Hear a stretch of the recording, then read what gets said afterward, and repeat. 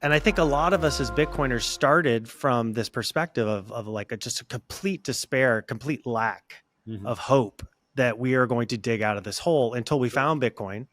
Sure. And for somebody like you came to this through libertarianism, Austrian economics. You probably got some hope by seeing that potential future. Bitcoin delivered that message to a whole new crop of humans. To me, I just wasn't willing to listen to it when I thought about it. When I first saw Bitcoin back in 2010, I thought, cool. Now if they can, if everybody else sees what I see, we're in great shape. I just didn't believe it. Right. Didn't believe it. My despair, my hope, my schizophrenia, the way I put it in the article that I talked about this in this month's newsletter, like directly about depression and about the ennui and like how Philip K. Dick saw it all in half of the books that are up here on my bookshelf behind me. And when you read books like through the 36 Matter of Palmer Eldritch or Martian Time Slip or Flow My Tears, no, not Flow My Tears. That's actually a book about what happens when a narcissist is actually, given this comeuppance, which is also a book worth reading. But when you read those books and you really internalize what he was talking about, even back in the 60s, he was talking about the world we now inhabit. And it takes many forms. And one of them for me was the raw skepticism of Bitcoin even becoming a thing. And it's not because I didn't see the value in it. I read the white paper and went, boom. I was telling Marty Bent this yesterday. I was like, I just had Marty on the podcast last night, and I'll put it out in a couple of days. We were talking about this very thing. And, I said, by the time I saw Bitcoin, I was already an alternative currency veteran. I already watched e-money blow or e-gold blow up. I was there at the Liberty Dollar. I own Liberty Dollar. I still have freaking silver certificates from those guys, right? I have a couple 100 ounces of silver of those freaking things. I can, and then I know and I was an affiliate. I was getting silver for $4 a freaking ounce when it was trading for $7. It was freaking great. Are you kidding me? But by that point, I saw how the empire struck back. Yeah. I saw how hard it was to get people over that hump. And when I lost my initial crop of Bitcoin to, basically a keylogger, because my Bitcoins were on Mt. Gox, because I was dumb and I was trading them at $2 a piece. I just checked out for like 3 years. I didn't even want to get in. I didn't even want to get it back into Bitcoin until, forever. And I always thought there was something, and then after that, I had to tell myself there's something wrong with Bitcoin. And blah, blah, blah. It was a very, very hard psychological road back to Bitcoin for me. Today, Bitcoin's winning. It's beating all the shit coins. It's beating all these other coins. That's not to say that, there isn't, I always reserve the right to say, and I think everybody should do this. I think this is actually the strongest argument you can make for Bitcoin, which is to never say that Bitcoin is going to win. You say, is Bitcoin is most likely going to win. Right. You have to maintain your skepticism at last 5 or 10% or whatever it is. Yeah. Leave it there, because when you do that, you leave yourself open to the possibility that something better could come along. And that it's not inevitable. We have to work for it. Nothing is inevitable. The European Union has presented itself as inevitable. I got news for you. It's inevitably going to go the way of the dodo. And every technology that has ever been invented by man, monetary or otherwise, has gone the way of the dodo and the dinosaur. Why? Because humans' needs change with time.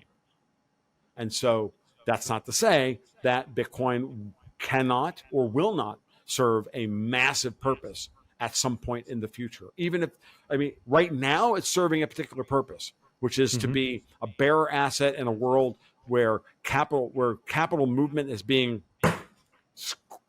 destroyed. You will not move capital out of this political jurisdiction to that political jurisdiction. Fuck you, I own Bitcoin and the keys are in my head. And I memorized 24 words. Blow me. That's power. That's real fucking power. Yep, for sure. But that doesn't mean that Bitcoin's like the next reserve asset. There's a long way between that and that. Like, that's not to say one doesn't imply that we could get there. Absolutely. But always understand that in order to get there, you have to get an entire 1 or 2 generations to buy in at that level, at a critical mass level. Yep. Are you kidding me? We still have nation states that are trying to lob nuclear weapons at each other. Yep. And the one guy that is keeping us from nuclear war right now doesn't believe in Bitcoin. He believes in gold. His name is Vladimir Putin. And if you don't think that Putin is important, if you don't think that Putin is a more powerful player in the global stage than, you, Mr. Bitcoin Maxi, sorry, you need therapy. Yeah. We have a lot of potential, but there's a lot of work to be done. Of course. And you should relish the idea that you have the work to be done. Yeah. Because absolutely. I remember when the work wasn't being done. Yeah, at least now we have the tools to see that future. Of course. Yep. And Bitcoin has surpassed my expectations as to what it would do. And I'm happy to I've said this many times. I'm like, look, I'm happy to be wrong about all this. Happy to be wrong. And my Bitcoin skepticism. But I would just go out there and steel man the argument. So why do you have to be a Bitcoin maxi when you can be a proof of work maxi?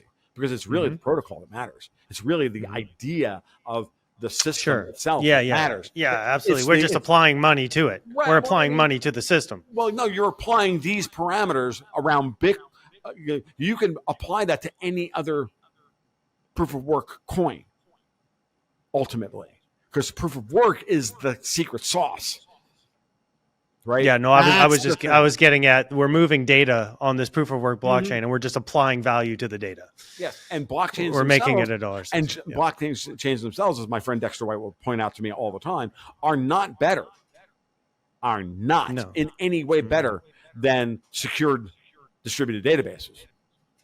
Sorry, they aren't. From a technical perspective. From a use case, from a variety of use case perspective. Yeah, blockchain is not the innovation.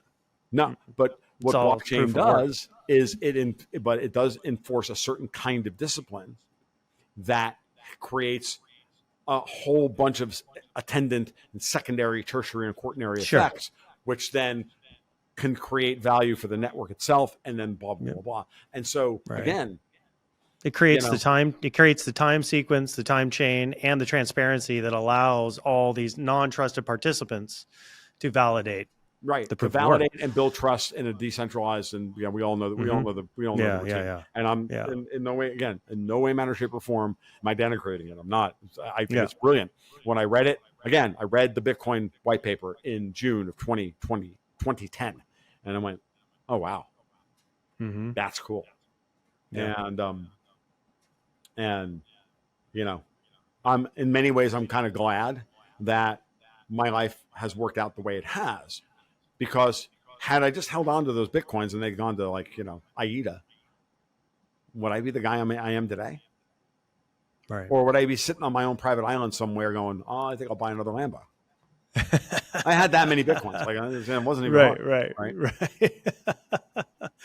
Yeah. I do see, and I don't know if you've seen this, but a lot of people that get into Bitcoin with the initial money goes up game plan or dollar go up game plan, number go up game plan, eventually do move to this phase where it's like it's more important than just the dollar value. Yes.